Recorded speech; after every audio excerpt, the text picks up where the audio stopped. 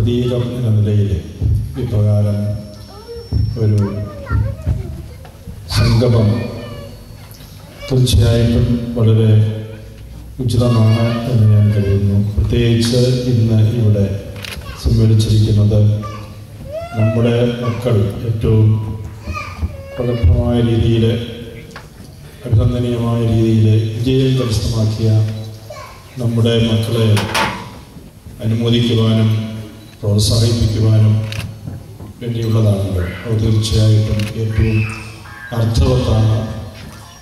അതുകൊണ്ട് ഈ സമ്മേളനം വളരെ പ്രസക്തമാണ് എന്ന് ഞാൻ കരുതുന്നു. പൊതുവെ ഞാൻ പറയുമ്പോൾ ഇതുപോലെയുള്ള ഒരു അസോസിയേഷന് ചെയ്യാവുന്ന നന്മയെക്കുറിച്ച് ഞാൻ ചിന്തിക്കുകയായിരുന്നു. മലയാള സംസ്കാരം എന്ന് പറയുന്നത് കേരളത്തിലെ ഒരു ചുരുങ്ങിയ പ്രദേശത്ത് മാത്രം ഒതുങ്ങി നിൽക്കുന്ന ഒന്നല്ല എന്നുള്ളതാണ്. അപ്പം അതിനെ ഒരു ലോകത്തോളം തന്നെ വളരുവാനുള്ള അതിൻ്റെ ആ സാംസ്കാരിക വൈശിഷ്ട്യം ലോകത്തിൻ്റെ അതിർത്തികൾ വരെയും വികസിക്കുവാനുള്ള സാധ്യതയുള്ള ഒന്നാണ് എന്നുള്ളതാണ്. കാരണം ഇന്ന് മലയാളി ഇല്ലാത്ത സ്ഥലങ്ങളില്ല. എല്ലാ ഭൂഖണ്ഡങ്ങളിലും രാജ്യങ്ങളിലും മലയാളികളുടെ സാന്നിധ്യം വെറുതെ ഒരു സാന്നിധ്യം ആയത് മാറരുത്. നിർജീവമായ നിസ്സംഗമായ ഒരു ഇൻഡിഫറൻ്റായിട്ടുള്ള ഒരു സാന്നിധ്യമല്ല നമ്മൾ കാഴ്ചവെക്കേണ്ടത്. ക്രിയാത്മകമായ സാന്നിധ്യം, മലയാളികളുടെ ക്രിയാത്മകമായ സാന്നിധ്യം, അത് അന്വർത്ഥമാക്കുവാൻ സാധിക്കണം നമുക്ക്. കാരണം മലയാളികൾക്ക് ഒരു ദൈവദത്തമായ നൈസർഗികമായ ഒരു കഴിവുണ്ട്. ഒരു ഡെയറിങ്, സാഹസികമായ കാര്യങ്ങൾ ചെയ്യുവാൻ കഴിവുള്ളവരാണ് മലയാളികൾ. പലരും എത്തിനോക്കാൻ സാധിക്കാത്ത മേഖലകളിലേക്ക്, വളരെയധികം പ്രതിസന്ധികൾ നിറഞ്ഞ തലങ്ങളിലേക്ക് ധീരതയോടെ കടന്നു ചെല്ലുന്ന സ്വഭാവക്കാരാണ് മലയാളികൾ. അത് കേരളത്തിലെ തന്നെ കാര്യങ്ങൾ നോക്കിയാലും നമുക്ക് മനസ്സിലാക്കാൻ സാധിക്കും. കേരളത്തിലെ തന്നെ കുടിയേറ്റങ്ങൾ, അവിടെയൊക്കെ വാസ്തവത്തിൽ പ്രത്യേകിച്ച് മലയാളി ക്രൈസ്തവര് നടത്തിയിട്ടുള്ള കുടിയേറ്റങ്ങൾ മലബാർ പ്രദേശങ്ങളിലേക്കും സ്ഥലങ്ങളിലേക്കും പ്രകൃതി ശക്തികളെയും വന്യമൃഗങ്ങളെയും പകർച്ചവ്യാധികളെയും എല്ലാം അതിജീവിച്ച് ജീവൻ പണയപ്പെടുത്തി മുന്നേറിയവരാണ് മലയാളികൾ. അത് അവിടെ കൊണ്ട് അവസാനിക്കുന്നില്ല. ഇടങ്ങൾ തേടി, വളർച്ചയുടെ മേഖലകൾ തേടി ലോകത്തിലെ എല്ലാ ഭാഗങ്ങളിലേക്കും കടന്നു ചെല്ലുന്നവരാണ്. ഒരുപക്ഷെ ഇന്ന് ലോകത്തിൽ ഏറ്റവും അധികം ഈ തലത്തിരിക്കുമ്പോൾ ചിതറിക്കപ്പെട്ട ഒരു സമൂഹം, പക്ഷെ ചിതറിക്കപ്പെട്ട് നാമാവശേഷമായി തീരുകയല്ല, അത് വിത്തുകളായിട്ട് വളരുകയും അങ്ങനെയുള്ള ഒരു പ്രത്യേകമായ സവിശേഷത മലയാളികളുടെ സാന്നിധ്യത്തിന്, ലോകമെങ്ങുമുള്ള സാന്നിധ്യത്തിന് ഉണ്ട്. അത് നമ്മൾ വേണ്ടവിധം മനസ്സിലാക്കണം എന്ന കാര്യം ഞാൻ പ്രത്യേകം ഓർമ്മിപ്പിക്കുകയാണ്. അതുകൊണ്ട് എവിടെ ചെന്നാലും നമുക്ക് അഭിമാനത്തോടെ നമ്മുടെ സാന്നിധ്യം അറിയിക്കാൻ സാധിക്കണം. അഹങ്കാരമല്ല അത്, പക്ഷേ നമുക്ക് ലോകത്തിൽ ചില കാര്യങ്ങൾ സംഭാവന ചെയ്യാൻ സാധിക്കും എന്നുള്ളതാണ്. ലോകത്തെ കുറച്ചുകൂടെ ശരിയായ അർത്ഥത്തിൽ സമ്പന്നമാക്കുവാൻ സാധിക്കും എന്നുള്ളതാണ്. അത് മലയാളികളുടെ സ്വതസിദ്ധമായ നല്ല മൂല്യങ്ങൾ പങ്കുവെച്ചുകൊണ്ടാണ്.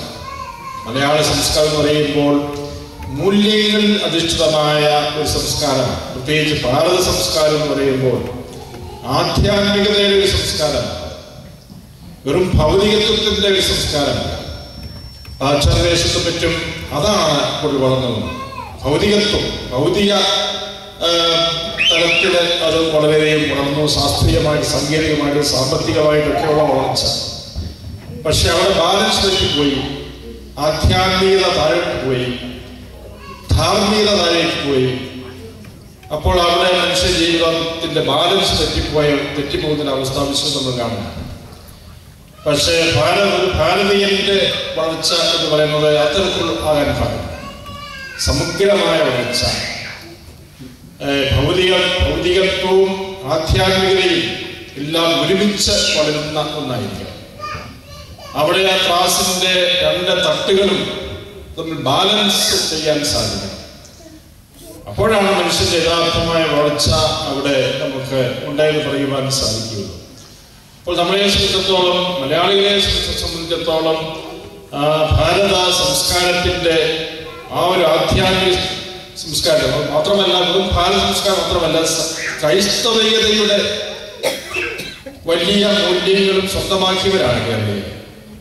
അതും സഭയുടെ ആരംഭകാലം മുതൽ തന്നെ, സഭ ജനിച്ച കാലം മുതൽ തന്നെ തോമാസ് ലീഹായിലൂടെ നമുക്ക് കിട്ടിയിരിക്കുന്ന ആ ക്രൈസ്തവ സംസ്കാരം, ക്രൈസ്തവ മൂല്യങ്ങൾ, അങ്ങനെ ഭാരതീയ മൂല്യങ്ങളും ക്രൈസ്തവ മൂല്യങ്ങളും എല്ലാം ഉൾക്കൊണ്ട് വളരുന്ന ഒരു സമൂഹമാണ് മലയാളി സമൂഹം എന്ന് പറയുന്നത്. നമുക്കറിയാം, ഇന്ത്യയിലാണ് തന്നെയും ഏറ്റവും കൂടുതൽ ക്രൈസ്തവ സാന്നിധ്യം ഉള്ള സ്ഥലം, ഏറ്റവും കൂടുതൽ ഭാരതത്തിനെ സ്വാധീനിക്കാൻ സാധിച്ച ഒരു ഒന്നാണ് കേരളത്തിലെ ആ ക്രൈസ്തവ മൂല്യങ്ങൾ എന്ന് പറയുന്നത്. അതുകൊണ്ട് അതിൽ അധിഷ്ഠിതമായ ഒരു വളർച്ച, ഇവിടെ സാന്നിധ്യം ലോകത്തിൽ മലയാളികളുള്ള സ്ഥലങ്ങളിലൊക്കെ കാണിച്ചു കൊടുക്കുവാൻ സാധിക്കുക എന്നുള്ളത് വലിയൊരു കാര്യമാണ്. ഇവിടെ എനിക്ക് പറയാനുള്ളത്, മലയാളി അസോസിയേഷൻ പ്രവർത്തിക്കുമ്പോൾ ഈ കാര്യം വിസ്മരിക്കാതിരിക്കുക. നമ്മളെ മറ്റേ സ്ഥലം ചെല്ലുമ്പോൾ അവിടുത്തെ സംസ്കാരം കുറിച്ച് നമ്മൾ ഉൾക്കൊള്ളണം, അതിന്റെ നല്ല വശങ്ങൾ നമ്മൾ സ്വീകരിക്കണം. പക്ഷെ അതിന്റെ മോശമായ കാര്യം നമുക്ക് ചേരാത്തതുണ്ടെങ്കിൽ അത് നമ്മൾ തിരസ്കരിക്കാൻ തന്റെ ഇടം നമുക്ക് വേണം. നല്ല മൂല്യങ്ങൾ സ്വീകരിക്കുക, സംസ്കരിക്കുക, അതോടൊപ്പം തന്നെ നമ്മുടേതായ നല്ല മൂല്യങ്ങൾ പങ്കുവെച്ചു കൊടുക്കുക. അവിടെയുള്ള നമ്മുടെ വളർച്ചയ്ക്ക് തടസ്സമായി നിൽക്കുന്ന തെറ്റായ കാര്യങ്ങൾ ഉൾക്കൊള്ളാതിരിക്കുക, അതിനുള്ള ഒരു ജാഗ്രതയിൽ നമ്മൾ പുലർത്തേണ്ടതായിട്ടുണ്ട്. അങ്ങനെ മൂല്യാധിഷ്ഠിതമായി ജീവിക്കുവാനും ലോകത്തിന് മാതൃകയായി തീരുവാനും തീർച്ചയായിട്ടും നല്ല ഒരു മലയാളി സമൂഹത്തിന് സാധിക്കുമെന്നാണ്. അതിനുള്ള സിദ്ധി തീർച്ചയായിട്ടും നമുക്കുണ്ട്. അത് പ്രൊമോട്ട് ചെയ്യുവാൻ അസോസിയേഷൻ സാധിക്കട്ടെ എന്ന് ഞാൻ ആശംസിക്കുകയാണ്. അതുപോലെ തന്നെ ഇവിടെ ഇന്ന് കുട്ടികൾക്ക്, നമ്മുടെ മക്കൾക്ക് സൂചിപ്പിച്ചതുപോലെ ഏറ്റവും പ്രഗത്ഭമായ രീതിയിൽ വിജയം കരസ്ഥമാക്കിയവരെ അഭിനന്ദിക്കുകയാണ്. വിദ്യാഭ്യാസ തലത്തിൽ ആ രംഗത്ത് മികവ് പുലർത്തിയവരെ. വിദ്യാഭ്യാസം പറയുമ്പോൾ അതും നമുക്കിവിടെ ഭാഗികമായിട്ട് തന്നെ കാണാൻ സാധിക്കും. വെറും അറിവിൻ്റെ വലിയ ഒരു വളർച്ച, വെറും അറിവ് നേടുക എന്നുള്ളതല്ല. അത് മാത്രമല്ല, വിദ്യാഭ്യാസം എന്ന് പറയുമ്പോൾ അതൊരു വ്യക്തിത്വത്തിന്റെ രൂപീകരണമാണ്. സമഗ്രമായ മനുഷ്യ വ്യക്തിത്വത്തിന്റെ രൂപീകരണമാണ് വിദ്യാഭ്യാസം എന്ന് പറയുമ്പോൾ. അവിടെ നമുക്ക് നമ്മുടേതായ വളരെ മഹത്തായ ഒരു കാഴ്ചപ്പാട്. വിദ്യാഭ്യാസം ഭാരതീയ സംസ്കാരത്തിൽ മഹാത്മാഗാന്ധിയുടെയൊക്കെ ദർശനമനുസരിച്ച് ബ്രഹ്മത്തിൽ ചാരി നിൽക്കുന്ന ഒരു അനുഭവമാണ്. ദൈവികമായ നന്മകൾ ഉൾക്കൊണ്ട് വളരുന്ന, സ്വയംഭവപ്പെടുന്ന ഒരു പ്രക്രിയയാണ് വിദ്യാഭ്യാസം എന്ന് പറയുന്നത്. വിദ്യാഭ്യാസം വിദ്യാർത്ഥിയെ ബ്രഹ്മചാരി എന്നാണ് വിളിക്കുക. ബ്രഹ്മത്തിൽ ചാരി നിൽക്കുന്നവൻ പറഞ്ഞാൽ ദൈവത്തിൽ ആശ്രയിച്ച്, ദൈവത്തിൽ ചലിക്കുന്ന ഒരു വ്യക്തിയാണ്. നന്മയിൽ ചലിക്കുന്ന ഒരു വ്യക്തി. അപ്പൊ നന്മയിൽ വളരുന്നതാണ് ശരിക്കും വിദ്യാഭ്യാസം എന്ന് പറയുമ്പോൾ. അത് ഭാരതീയമായ കാഴ്ചപ്പാടാണ്, ക്രൈസ്തവമായ കാഴ്ചപ്പാട്. അത് തന്നെ ഒരു മനുഷ്യന്റെ പരമമായ നന്മ ലക്ഷ്യം വെച്ചുകൊണ്ട് ഉള്ള ഒരു രൂപീകരണമാണ്. ആ ലക്ഷ്യം സാധിക്കുകയാണ് വിദ്യാഭ്യാസത്തിന്റെ പരമമായ ഉദ്ദേശം. മനുഷ്യന്റെ ഏറ്റവും വലിയ നന്മ ഏതോ അത് സ്വായത്തമാക്കുക എന്നുള്ളതാണ്. എഡ്യൂക്കേഷൻ എന്ന് പറയുമ്പോൾ ഒരു മനുഷ്യന്റെ ഉള്ളിലുള്ളത് ഡ്രോ ഔട്ട്, ഏറ്റവും നല്ലത് എന്തോ അത് വലിച്ചെടുക്കുക, അത് പുറത്തു കൊണ്ടുവരിക. ഒരു മനുഷ്യന്റെ ഏറ്റവും നല്ല കാര്യങ്ങൾ കണ്ടെത്തി അത് പുറത്തു കൊണ്ടുവരിക, അത് വളർത്തുക എന്നുള്ളതാണ് എഡ്യൂക്കേഷൻ എന്നുള്ള വാക്കിന്റെ അർത്ഥം അതാണ്. അപ്പോൾ ശരിക്കുള്ള വിദ്യാഭ്യാസം എന്ന് പറയുമ്പോൾ ഓരോ വ്യക്തിയിലുമുള്ള ഏറ്റവും വലിയ നന്മ എന്താണെന്ന് കണ്ടെത്തി അതിനെ പുറത്തു കൊണ്ടുവന്ന് എല്ലാവർക്കും, സമൂഹത്തിനും, ആ വ്യക്തിക്കും, സമൂഹത്തിനും, കുടുംബത്തിനും, സമുദായത്തിനും ഒക്കെ നന്മ ഉളവാക്കുന്ന രീതിയിൽ അത് വളർത്തിയെടുക്കുന്ന ഒരു പ്രക്രിയ. അതിലൂടെ ഓരോ മനുഷ്യന്റെയും ജീവിത സാഫല്യം അറിയുക, പരമമായ നന്മ. ഇത് ക്രൈസ്തവ വീക്ഷണവുമാണ്. ഒരു മനുഷ്യന്റെ പരമമായ നന്മ എന്ന് പറയുന്നത് അവൻ ദൈവത്തെ സ്വന്തമാക്കുക എന്നുള്ളതാണ്. അതിനേക്കാൾ വലിയ നന്മയൊന്നുമില്ല. അതുകൊണ്ട് ക്രൈസ്തവ വീക്ഷണം അനുസരിച്ച് വിദ്യാഭ്യാസം എന്ന് പറയുന്നത് മനുഷ്യന്റെ പരമമായ നന്മ ലക്ഷ്യമിക്കുന്നതാണെങ്കിൽ അത് അത്യധികമായി ദൈവത്തെ സ്വന്തമാക്കുന്ന ഒരു പ്രക്രിയ, അതിന് സഹായിക്കുന്നതാണ്. അപ്പൊ ശരിക്കും വിദ്യാഭ്യാസമാണ് സത്യത്തെ പൂർണ്ണതയിൽ ഉൾക്കൊള്ളുക. അത് പഠിക്കുന്നതൊക്കെ അറിവ് നേടുക എന്ന് പറയുമ്പോൾ സത്യം എന്താണെന്ന് മനസ്സിലാക്കുക എന്നുള്ളതാണ് അതിന്റെ അർത്ഥം. ശാസ്ത്രീയ രംഗത്തും സംഗീത രംഗത്തൊക്കെ തന്നെ നമ്മൾക്കാരെങ്കിലും പഠിക്കുന്നു, മനസ്സിലാക്കുന്നു, എന്താണ് നമ്മളിതിന് സത്യങ്ങൾ അറിയാൻ ശ്രമിക്കുക. സത്യത്തിന്റെ പൂർണ്ണത ദൈവമാണ്. അതുകൊണ്ട് ദൈവത്തിലേക്ക് എത്തി നിൽക്കാത്ത വിദ്യാഭ്യാസം ഒരിക്കലും പൂർണ്ണമായ വിദ്യാഭ്യാസം, ശരിയായ വിദ്യാഭ്യാസമില്ല. ഇടയ്ക്ക് വെച്ച് പലരും ആ പരമമായ ലക്ഷ്യം വിസ്മരിച്ചുകൊണ്ട് വെറും താൽക്കാലികമായ, വെറും ഭൗതികമായ നേട്ടങ്ങൾ മാത്രം ലക്ഷ്യം വെച്ച് പ്രവർത്തിക്കുമ്പോൾ വിദ്യാഭ്യാസത്തിന്റെ ആ ലക്ഷ്യം തന്നെ പാളിപ്പോവുകയാണ്. അതുകൊണ്ട് എനിക്ക് പറയാനുള്ളത്, ഇവിടെ മിടുക്കനായ മക്കൾ, എനിക്ക് പറയാനുള്ളത് സമ്മാനം അനുമോദനം അർഹനായിട്ടുള്ള മക്കളോട് എനിക്ക് പറയാനുള്ള കാര്യം ഇതാണ്. നിങ്ങളിൽ വളരെയധികം കഴിവ് ഉണ്ട്, ബുദ്ധിശക്തി ആ ദൈവം നൽകിയതാണ് എന്ന കാര്യം ഓർക്കുക. അത് ഈ ഭൂമിയിൽ നിൽക്കുക, ദൈവം നൽകിയതാണ്. നമ്മുടെ ജീവന്റെ ഉത്ഭവം ദൈവമാണ്. കഴിവുകളുടെ എല്ലാം ഉറവിടം ദൈവം. അപ്പൊ ദൈവം നൽകിയ കഴിവുകൾ, ആ കഴിവുകൾ ദൈവത്തെ അംഗീകരിക്കുന്നതിനായി, ദൈവത്തെ മഹത്വപ്പെടുത്തുന്നതിനായിട്ട് ഉപയോഗിക്കപ്പെടണം. ദൈവം മഹത്വപ്പെടുന്നത് നമ്മൾ ദൈവികമായ നന്മകളിൽ വളരുമ്പോഴാണ്. ഏറ്റവും വലിയ നന്മ എന്ന് പറയുന്നത് സ്നേഹം, മറ്റുള്ളവരെ സ്നേഹിക്കുക, നിസ്വാർത്ഥമായി ദൈവത്തെ സ്നേഹിക്കുക, മറ്റുള്ളവരെ സ്നേഹിക്കുക. അങ്ങനെയുള്ള സാഹോദര്യം, സൗഹൃദം, അത് വളരുക. ഇതാണ് ഏറ്റവും വലിയ നന്മ എന്ന് പറയുന്നത്. നിഷ്കളങ്കമായ പരിശുദ്ധമായ സ്നേഹത്തിൽ വളരുക എന്നുള്ളതാണ്. ഇന്ന് ഒരുപക്ഷെ പല നമ്മുടെ ഈ ദേശങ്ങളും മറ്റും അല്ലെങ്കിൽ അതിന്റെ സ്വാധീനം നമ്മുടെ നാട്ടിലും ഉണ്ടാകുന്നു, കേരളത്തിലും ഉണ്ടാകുന്നു. സാങ്കേതിക വളർച്ചയിലൂടെ ലോകത്തെ മുഴുവൻ നമുക്ക് ലോകവുമായിട്ട് എപ്പോഴും ബന്ധപ്പെടാൻ സാധിക്കുന്നു.